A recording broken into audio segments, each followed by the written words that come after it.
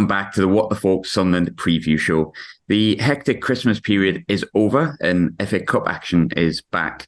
Sunderland enter at the third round stage for the first time in about 5 years, I think, and travel to Shrewsbury Town this Saturday, looking to begin what will hopefully be some kind of cup run. At the moment, I must be honest, I'm not that enthused. But to join us to basically chat about all of the ex-Sunderland players they now have is a man who thought he'd gotten rid of me temporarily, but he's back after probably less than about 6 months. Ollie from the Salopcast. Ollie, how are you doing? You okay? Yeah, I'm very well, thank you. Thanks for having me back on. It's always good to chat to you.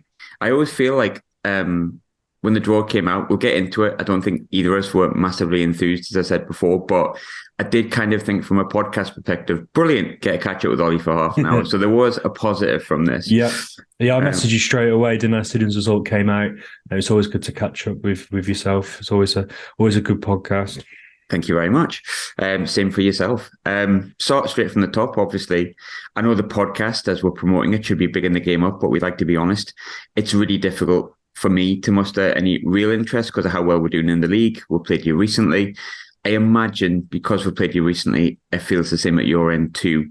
How excited are you actually for the return of the FA Cup? Well, I'm not going. Let's put it that way. I'm not borrowing the ticket. I reckon the attendance from a Shrewsbury Town point of view is going to be really low. Really, really low. It was quite funny. I had quite a few. I didn't tag Sunderland. I don't think I even mentioned Sunderland. I just said that was a crap draw. And I had lots of offended Sunderland fans in my timeline on Twitter, which I thought was quite funny. From a Shrewsbury Town point of view, you've been in our division for 3 years. And we've played, I think, in the Cup as well, I think, during that period as well. And playing Sunderland isn't special. It's not special at all. You're just a team that we've played for the last 3 years. It'd be the same as playing playing another League One team, given how many times we've played you.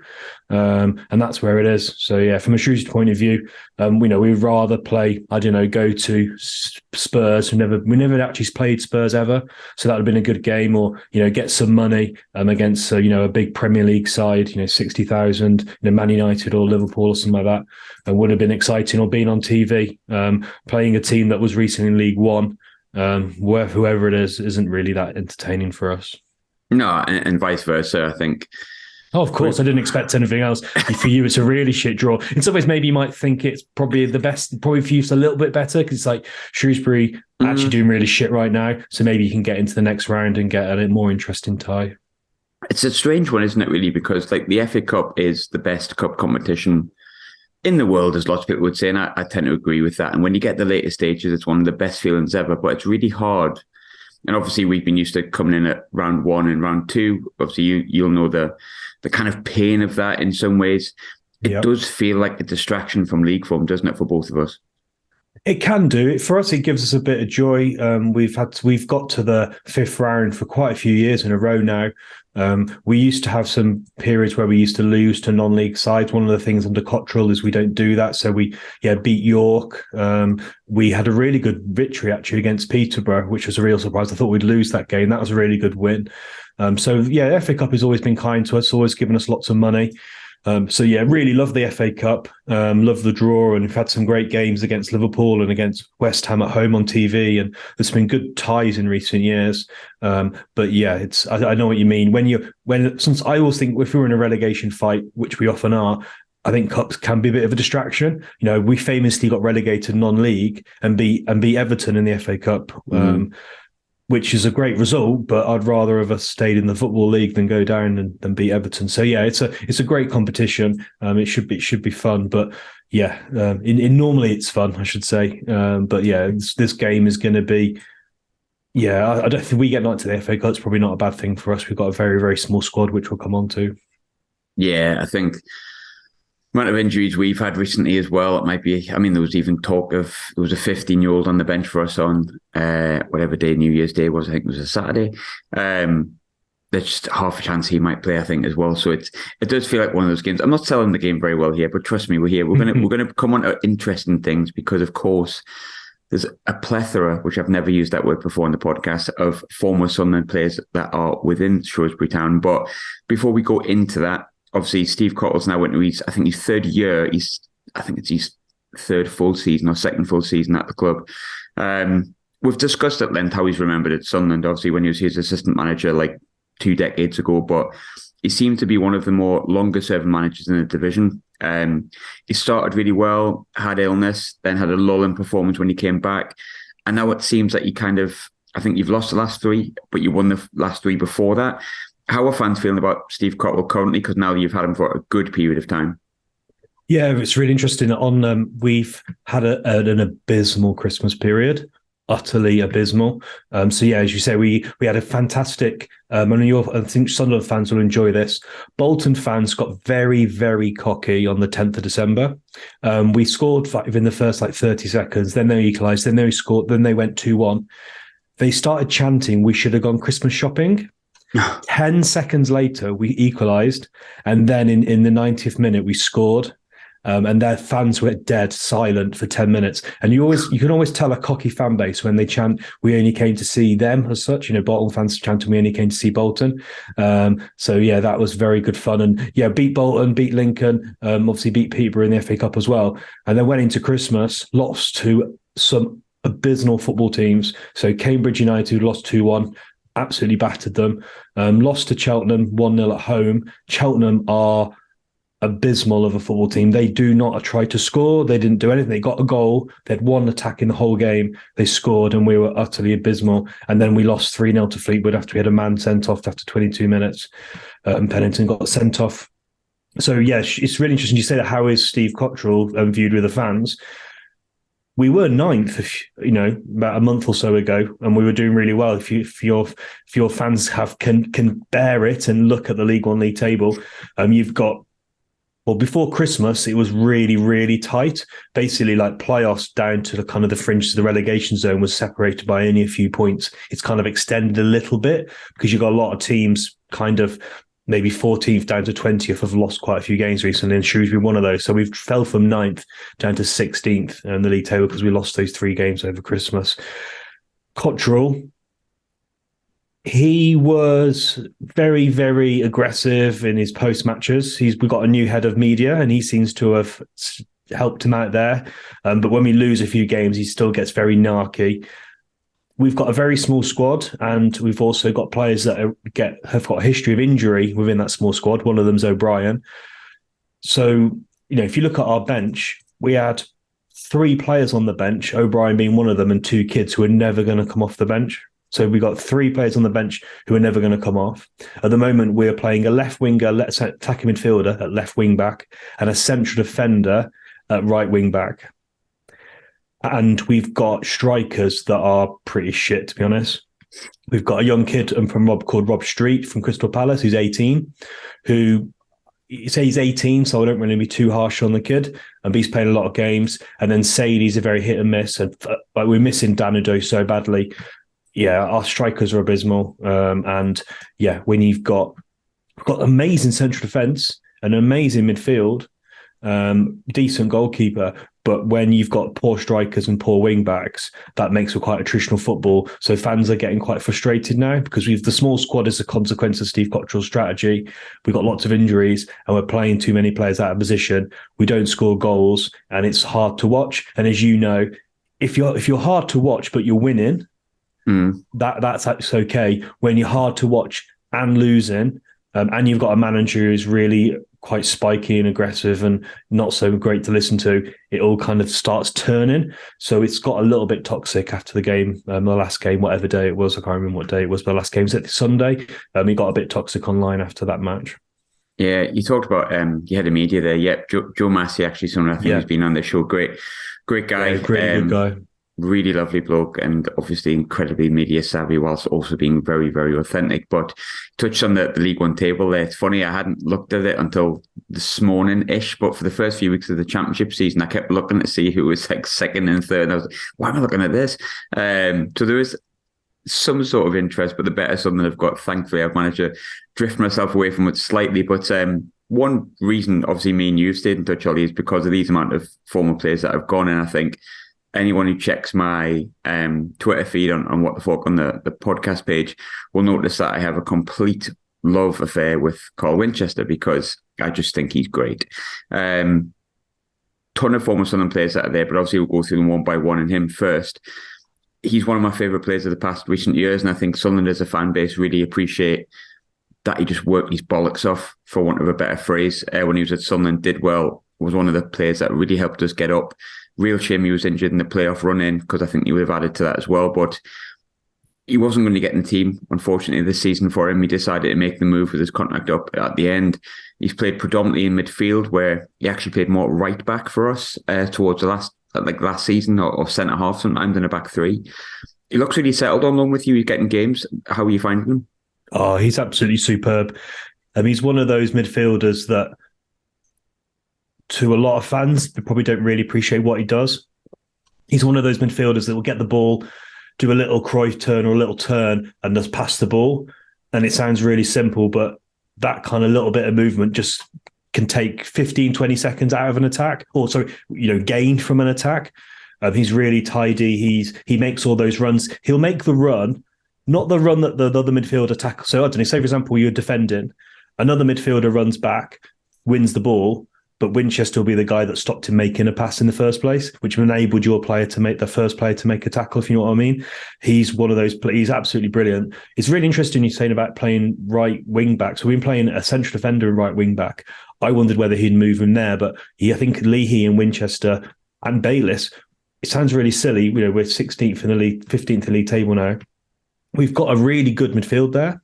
Leahy, Winchester, and Bayliss are really good midfielders, and Winchester's been fantastic. So yeah, he's a 7 out of 7 every single week. He actually wears number 7 as well. He's playing in midfield, looks really comfortable. I wouldn't be surprised, if he actually stays, maybe does the same as Flanagan and signs a contract with us. That'd be great for us as well, because then that frees up a loan spell. But yeah, hit the ground running.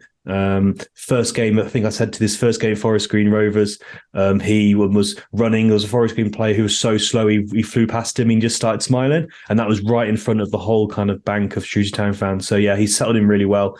And one of those players that does all the hard work, and he's one of those players that you miss when he's not there. You really miss him. But yeah, I think he goes a little bit under the radar sometimes with most Shrewsbury Town fans. But yeah, I think he's been a fantastic signing. And he fits in really well because of the hard working ethos of the team. So our team, we've got no drama queens in our team. We've got a lot of hard-working pros, and he fits in perfectly with those guys. Yeah, I love Carl Winchester. I'll always love Carl Winchester. I've got a huge love affair with him. And it's down to a lot of the things you just said there, just a really hard-working player. And it's funny, I think, I was discussing this at the away game when I said, oh yeah, Winchester back next week. And the lad next to me, who I haven't got a clue what his name is, you just get speaking to people next to the game, I said, I think with the injuries we've had, he wouldn't have played often, but he could have maybe added to the squad. And I think he could have probably coped in the Championship. Obviously, he wouldn't play every week. But from watching him, from what you've seen, do you see a player that you think's maybe a little above the level of League One, or could have at least coped in the Championship? I think he could have coped. I think playing in central midfield as a pivot, as a defensive midfielder, or that kind of covering role. I don't think, not necessarily he's probably got the passing capabilities that are going to unlock a Championship defence. But as a squad player, he's not going to cause any trouble, is he? He's going to set a good standard in training. He's going to be a good lad in the dressing room. Yeah, I see no reason why. I fear, that's the fear. My fear is that we probably might not be able to sign him because a better League One side will be able to offer him a couple of extra grand a week, and we'll want to sign him because, yeah, he's done really well. He's one of those players that, yeah, is key for any successful side. Someone who's going to kind of do the battles, do the simple passes, and get stuff going, get players into good areas. So yeah, I'd love us to sign him because he'd think he'd be a real corner piece for next season. Yeah, I mean, he's all indications are that he's not coming back. Obviously, when he went on loan to use, we did a goodbye to Carl Winchester without officially saying it, but he's still technically on our books. But yeah, I think you'll see his career elsewhere. But if you are listening, Carl, I do love you. I always will. Another player who I've got a lot of respect for, and he wasn't always the best for us, but he was one of our most long-serving League One players, is obviously Tom Flanagan. He's been there a lot longer now. I think he's approaching his first 12 months, 11 months exactly, almost on the day we're speaking, I think. How's Flanno been? How's he fitted in? Yeah, he's done really well. He's been a really, really consistent performer. He's been playing left as a back three. Mm-hmm. We've got 3 really good central defenders in Pennington, Dunkley and Flanagan, all at different things. Flanagan's really good. He wins a few cheeky free kicks driving forward and gets the opposition a few yellow cards. Really kind of, obviously, tough tackling, wins lots of balls. he's not the most mobile, and obviously sometimes teams will target that gap between the fullback, the wing back, and the central defender. And he's got a Shipley who's doing a decent job at left wing back, but Shipley isn't a fullback by trade, which means sometimes he is a little bit exposed. But he's been a really, really, really good signing for us. Probably could have got a few more goals maybe from set pieces, given his size. But when he's obviously being marked, it means that Pennington or Dunkley are free, and we get quite a few goals from set pieces. So he's done really well, really good signing, a solid player, and plays pretty much every game. He does seem to be carrying a little bit of injury at the moment. Either it's a hip or a hip injury, rib or hip injury. So maybe there's a risk that he might not be ready, but hopefully he'll be back for Saturday. He came off during the game against Fleetwood. Interesting you said about Flanno playing in the back three. I always felt when he had that little bit more protection of, a centre-half next to him as opposed... I didn't particularly like him in a four, no offence at all. No, I think that's fair. But definitely in a back three on the left-hand side, because he, like you see, he can drive the ball forward well. And I think at League One level, he's very competent. And I completely forgot that he scored an absolute beauty against us last time we played, actually, which just he did, happened a lot last season. But last but not least, obviously, Aiden O'Brien. He did really well at Pompey. I'll be honest, it didn't really work out for him at Sunderland. Occasional sporadic good performances, but couldn't seem to get in the team under Parkinson and didn't seem to have a good relationship with Lee Johnson. He ended up going to Pompey, did brilliant for Pompey. I expect him to stay there. He ended up at Shrewsbury. He was on the bench last week. We've touched on it a little bit. He's been injured last time I think we spoke. But first and foremost, how did he end up at Shrewsbury? Because you did really well for Pompey. Second of all, when can you expect him back, and what have you made of him, I suppose, from when you've seen him? I have no idea what kind of a player he is because I haven't seen him play. Sadly, he's been injured all the time. It was a coup when we signed him, and there was a lot of... there's a couple of fan bases, as you know, that's very... how do you put it? Whingy, and Pompey are up there in terms of Winchy fans. They were very upset that we managed to get him. I think their board got quite a lot of abuse for the fact that we signed him. I'm surprised we got him. It was a bit of a coup signing for us. We were quite excited, with Ado and him up front. That's quite an exciting strike partnership in League One. But to be honest, he's just always been injured.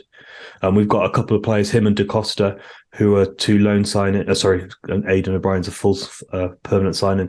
But we got a small squad, and he's one of those players that's is maybe being used against Cotterill now. Is that we've got a small squad, but if you've got a small squad, you can't really afford to sign players that have got a bit of a history of injuries. And unfortunately, Aiden O'Brien is one of those players. We haven't seen him at all. So he's been a big disappointment, not because of his performances, just because we've never ever seen him play. You touched on, obviously, the fact that you're not really scoring goals, and you said, as you said, the strikers you've got at the moment are terrible. Is there still people in the fan base that feel if Aiden O'Brien can get fit, there's an opportunity you could push up the table thanks to his goals? Because he was, he didn't score many at Sunderland, but he did at Portsmouth. He obviously has got capability at that level. Yeah, I think before Christmas there was a hope that we get a few of these players back, maybe one or two players in January transfer window, and then we can maybe push on even to the playoffs. That playoffs word was mentioned a bit of our fan base because we were so close, but now that's kind of gone. Now I think it would be a miracle if we'd have to have a superb run to get back into that kind of position again. Hopefully he can come back, maybe end the season well, and maybe and be good for next season, but. Yeah, it's been a bit of a tough watch for the last few months, last 3 weeks, 3 games, and then before those games as well, we were a bit crap, to be honest. Before we had that little run, so we're 11 points from the playoffs now, so I think that's out of touch. But it'd be good to see him play him back. I think he's played about 40 minutes or something so far this season, which isn't very many.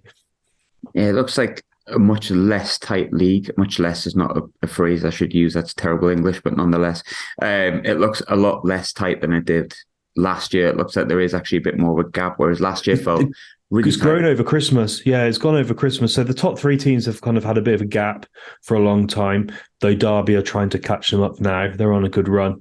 Top 3 teams have always been kind of a bit ahead of everyone else, but then there was a few teams in the playoffs consistently, and then just a glut of teams all the way down towards the relegation zone who were quite close, but there's been a couple of teams picked up some results. Morecambe have picked up a few results. Bolt and Burton have picked up a couple of results as well. And as you know, 6 points at the bottom gets you quite a long way up.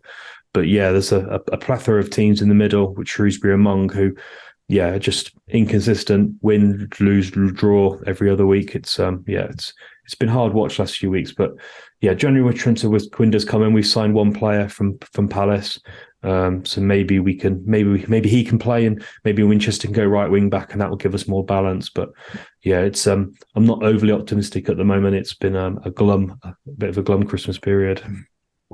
Talking about the results, obviously the results aren't great either, but the most interesting thing from a completely neutral perspective, you've had a player sent off in every game. I did see the Pennington red card. I'm not 100% sure that was, if I'm honest, but yeah. So it was a really interesting one, that one. So as you know, as everyone knows, the handball rule has changed, hasn't it, over the last few years, over the last 10 years or so. There's been lots of different changes and tweaks all the time. So the rule, and I looked it up, and there's also a Shrewsbury Town fan called Simo, who's a really good referee and often has quite vocal on Twitter. It's quite helpful. So if your arm is in an unnatural position, so out, making your body bigger, and the ball hits it, it's a handball. So basically his arm was up, there's a shot, hit his arm, penalty, and then he stopped a goal scoring opportunity. So it's a red card. So even the BBC Shropshire co-commentator was saying it was a shocking decision. According to the rules, it wasn't. It was blatant penalty and blatant handball. And then against Cheltenham, we had, for the second time this season, mistaken identity. So basically, a player comes in from Cheltenham, nearly breaks Shipley's leg. The photo's horrendous. Not even a foul. Bit of handbags, and then Leahy gets sent off, but was mistaken identity, and Flanagan had mistaken identity. So we've had 2 red cards this season for mistaken identity and had them overturned. And then against Cambridge, they're sending off as well. So yeah, it's been not a good. We've been a little bit unlucky in some ways. Having a shot that close to Pennington, it's a bit unlucky. But and then obviously Leahy being sent off was very unlucky and poor refereeing. The referee was atrocious in that game. I don't like talking about refs at all, but how their goalkeeper didn't get booked for time wasting. It's a big issue, I think, in football at the moment. Time wasting. Yeah, it's huge, and I think. Going back to the World Cup, and there was like 10 to 14 minutes injury time seemingly every game. I quite liked that. Thought it made the games more interesting. I'd be quite happy for that to come back. But touched on referees there in League One. We honestly thought in the Championship there would see an improvement, because I think we know how bad the refs are in League One. They're not much better in the Championship. So if you do get that unlikely promotion run and you go on a good run, I'm sorry if you do come up, then no better. Yeah. In reference to Shrewsbury as a club, I think we discussed this before previously on the other shows. I think when we first came down, it was either the season before, a couple of seasons before under Hurst. Obviously, you'd gone on that run where you got to Wembley twice. You would just narrowly missed out in the playoff final. And it seemed Shrewsbury's ambitions had completely improved in many ways, in terms of they could get into the Championship, they're building a good young squad and so on and so forth. And gradually that sort of frittered away, and you've never really massively looked like in relegation trouble, apart from once, I think, under Ricketts. In the main, you've stayed in the middle. As a fan base, what do you see as Shrewsbury's immediate future, and what do you want to see in the next couple of years? So from an ownership point of view, we're very stable. We've got money in the bank. We've got a good owner. He's quiet, doesn't have communication with the fans, but there's a lot of communication from the CEO and the supporters parliament.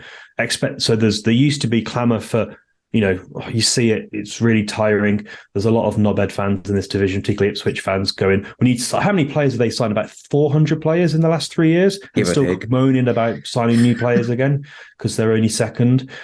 And you don't get that from Shrewsbury Town fans at all. You don't get them, moaning about not spending money and stuff. You obviously get a few idiots, but in the main, most Shrewsbury fans are really appreciative. We've got a decent stadium. We've got no debt. We're not under risk. We've seen so many teams, so many crap teams in this division who are failures. Derby's a failure. Sheffield Wednesday a huge failure. Ipswich is a huge failure. Pompey a massive failure as well. Bolton again. Wigan will be probably in the division again, even though they love to basically go into debt every single week. And we've seen all those teams all the time. So we're quite happy with that. We've got a well-run club. I'll put us the same as like Lincoln and teams like that who are, well-run, sensible. In terms of answering your core of the question, what do we expect? I think we'd expect minimum kind of mid-table in terms of expectations, with the hope that we can do a Wickham or a Burton and get a good team together. That team, if you're looking at that Paul Hurst team now, you've got Ben Godfrey, who's a £60 million Premier League defender playing central midfield for us. We had Carlton Morris on loan for Norwich, who's a Championship striker. Dean Henderson in goal. And then we had the perfect mix of a couple of players coming to the end of their career and a couple of youngsters as well coming through. And it was a super fantastic side with players kind of overperforming. Budget-wise, we was the same as always. In terms of budget, points per budget, we absolutely smashed it that year. So I think our expectations are, let's try and bring a few players through. Let's sign some players like the Tom Baylisses and the Flanagans and stuff, players that on that verge of championship kind of level. Winchesters, people like that. Bayliss. We had Grant Holt years ago when Paul Simpson was our manager, signed him from Nottingham Forest when he was a bit of an outcast there. Signed him for 250k, sold him for $500,000 to Norwich. And that's what we think we're looking to do. Try and sign a couple of Lone Star people who are, on that championship level, a couple of decent players of your own, a couple of youth players, and then maybe one year you can have a bit of a go for it. But there's no real expectations into such to get in the playoffs, but it's just hope more than anything else, I think. I think you're right in terms of, you touched on Burton there as well, and obviously we're going back a little bit, but I think there's certain teams that have just had a really good season and got it right one season. And I mean, it was different for us, obviously, because we wanted out as soon as we got into it, but we understand that and there's reasons for that. But I think when it comes to, a lot of clubs that predominantly historically have been in League One, that is kind of the aim, isn't it? Making sure you're not absolutely blowing a budget to get up, but giving yourself half a shot at least the playoffs or having a good season to get out of it. And then you can change the budget and then you can build and then you can do stuff. And there's plenty of teams that have done that. Look at Rotherham. Rotherham are a great example for us to go for. I'm not sure where they are in the championship, but I remember looking a month or so ago and they were doing all right. I was a big fan of Paul Warner from that podcast he was doing. Absolutely amazing podcast. And where are Rotherham? Bloody hell, this started to drag back down to the bottom of the league table again. And they lost, terrible Christmas period for them. But that's what we kind of, expect and hope. There's a lot of teams that are not that much bigger than us who can kind of survive. Look at Luton. Luton obviously have got probably 3,000 more fans than us. Not a huge amount. And they're doing really well in the championship. And just a little rant from me. It's tiresome for me hearing, Sheffield Wednesday fans saying, we shouldn't be in this division and we're better than this division. No team. If you look at the league table from the 60s or the 80s or the 90s or whatever, you find anomalies in every single season, and that's the beauty of the English division. So if you don't like it, I don't know, sometimes you just think, what do you want, just a list of attendances and stop playing? It just really bores me. So a little rant from me there, apologies. In terms of Sunderland itself, obviously it does feel like a lifetime ago that we were battling to get out of League One, and we were battling for a long, long time.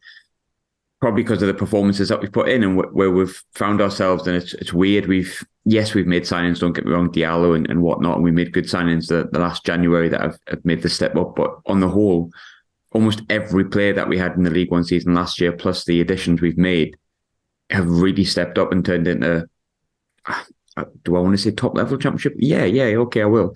Because Diallo definitely is that, and the likes of Patrick Roberts. But in terms of promotion, obviously no one's hoping for that. No one's expecting that. We're more hoping for it, and there's always a chance.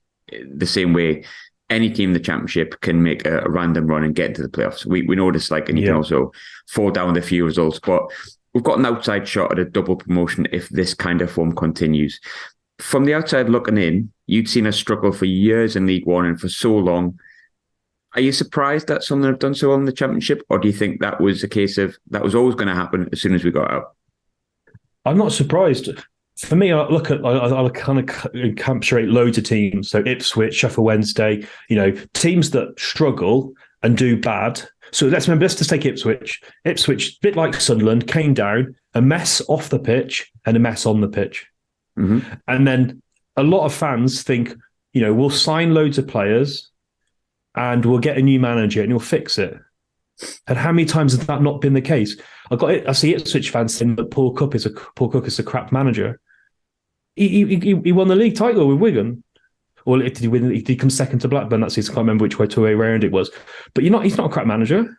But he went into a club with a huge mess on and off the pitch. And then you've got, a lot of Sunderland fans, vocal, difficult home place to go. And you've got the same with Pompey now. Pompey, 12th in League One?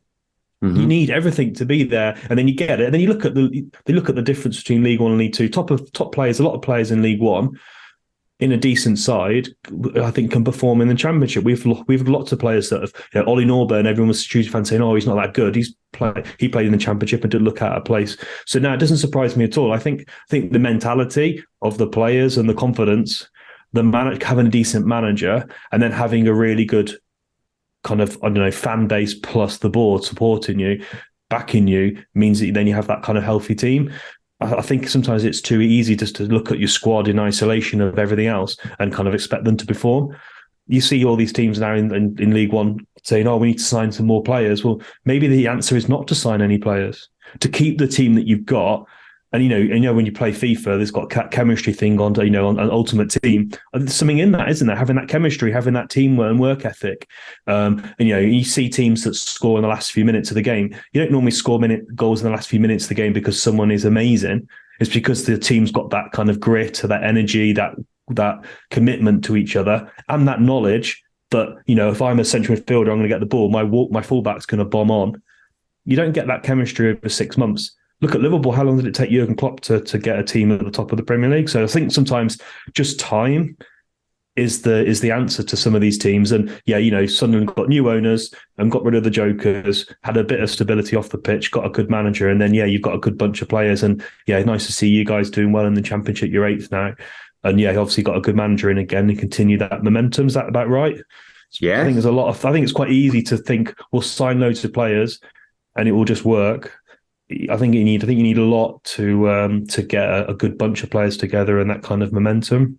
So it doesn't surprise me you've done it, and then you got some good players, and sprinkle a couple of extra players in as well. And then it's about momentum, isn't it? You say you finished 9th this season, that's a decent season, and then you go again, you get a couple of extra better players, your finances are better, and hopefully you have a few more fans in, and maybe you can sign a few more players or get a loan signing from the Premier League. Because let's be honest, I don't know, a good club like, Brighton, who got loads of kids, not necessarily probably going to more likely to give you a good Lone Star, or a Liverpool or Man United if you're going to be pushing for the title in Championship.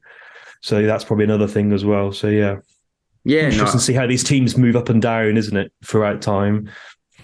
I agree with you on the Sunderland thing. I think there's players like Jack Clark, Roberts, who had bad games in League One, and you think, oh, we need to maybe get better. I'm picking on those two players. They're probably not the best example, but like, just as a Jack Clark didn't look completely amazing. He didn't get in the starting 11 against Wickham at Wembley. Came on as a sub and yada yada, and yet he's got most assists, most goals this season. He's stepped up immediately because obviously Alex Neil's gone, but Alex Neil sorted a lot of stuff out within the club in terms of the way that we played.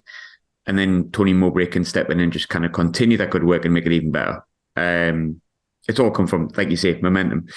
In terms of predictions, I'm struggling to find myself, like I say at the start, all that bothered, but I wouldn't like momentum to be switched because we're doing well and we haven't lost many recently. I got my prediction right, only my second one of the season the other day. So fingers crossed I can get 2 in a row for the first time ever on this podcast. I think we should win comfortably, but I don't know what side we're putting out. So I guess it's difficult to kind of definitely say that. I'll say 2-0 Sunderland, but I'm not overly confident or sure what team it's going to be. So assuming Ross Stewart plays, Ross Stewart scores 2 goals, then we bring him off and then he can rest and then that's it. But I don't know. What's your prediction? Yeah, it's funny. I was going to go for 2-0 to Sunderland as well. I think we've got a lot of injuries. A lot of players who are tired as well. So Christmas has been quite hard work for the same players, also playing with 10 men for quite a bit of time as well. So I think, we've got a week off as such now, Sunday to Saturday, to kind of recover a little bit. But I think, the quality of your team will be too much for us. And I think you'll grind out. We'll probably have a man sent off us again for some reason as well and give you another advantage. So I don't think I think you'd be hard pressed to try and find a Shrewsbury Town fan that thinks we're going to get something in this game. As you know, football's a funny old thing. You get a man sent off in the first 5 minutes for something silly, and then we kind of get a goal, but I can't see it, to be honest. And probably in the context of our season, probably losing and getting out in the FA Cup and having less games is probably a good thing for us as well. So it's a shame we don't get a bit of money this year in the FA Cup. Expect a very, very low attendance, probably some ironic cheers from Sunderland fans when the attendance is read out. But that's because yeah, we're doing really shit at the moment, and yeah, no one's that bothered about playing Sunderland. Yeah, I don't know many people are going down. I did Shrewsbury a few years ago. It was great away there. I really liked it, Yeah, actually. But that's the thing as well. So for your fans, it's a long way across to Shrewsbury. You've been there loads of times. Maybe you've obviously got a lot of fans, so maybe there's enough fans that want to tick off the 92. But yeah, I wouldn't be surprised if you don't sell it out. You probably will. It's only 1,400. But yeah, so it'd be interesting to see how many you take. Ollie, as always, unexpected catch up, but a good one nonetheless. I forgot to do this for years, and I really should. I think there will be something fans interesting, obviously, what you do, because the likes of Carl Winchester, who I think we collectively all love, is with you, and obviously Flanno and stuff like that are well respected. If we are to want to find out, obviously, your reaction after the game, or find out about Winchester or anything like that, where can we find you, Ollie? Yeah, so when we're on Twitter with Salopcast, and then on every platform you can imagine, Spotify, Apple Podcasts, Google Music, whatever it's called. So yeah, search Salopcast in Google or any of those kind of music kind of apps, and you'll find our podcast. I actually think this is your 6th appearance on the show, by the way. Yeah, we've been doing it for a year. So that's the thing, is I've been on this podcast loads of times. And then, chatted to you, look, many a times. And 7 years or so we've been going now. So yeah, we've been going for quite a long time. Cracking, doing something right then. Ollie, always good to catch up, mate. Enjoy Saturday. I would normally say don't enjoy Saturday, but I think we're both a little bit nonplussed, which is not selling the podcast, but we like to be honest, like I say. Yeah. And always good to catch up, mate. Look after yourself. Yeah, cheers, mate. Thanks very much.